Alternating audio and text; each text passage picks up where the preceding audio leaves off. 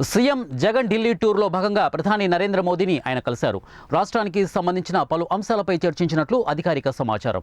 తాజా సమాచారం ప్రకారం పోలవరం ప్రాజెక్టులో కాంపోనెంట్ వారీగా సీలింగ్ ఎత్తివేయడానికి 12,900 కోట్ల రూపాయల విడుదలకు సీఎం జగన్ చర్చించారు.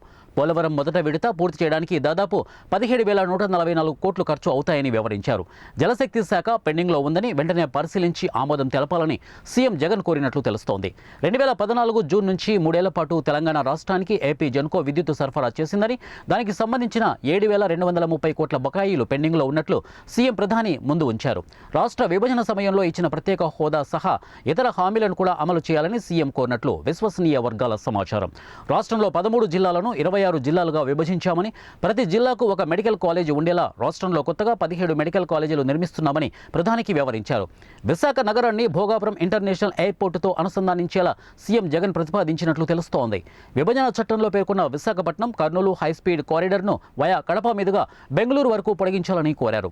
విశాఖపట్నం మెట్రో రైల్ ప్రాజెక్టుకు వీలైనంత త్వరగా ఆమోదం తెలపాలని ప్రధానిని కోరిన ముఖ్యమంత్రి జగన్మోహన్ రెడ్డి కోరినట్లు అధికారిక సమాచారం.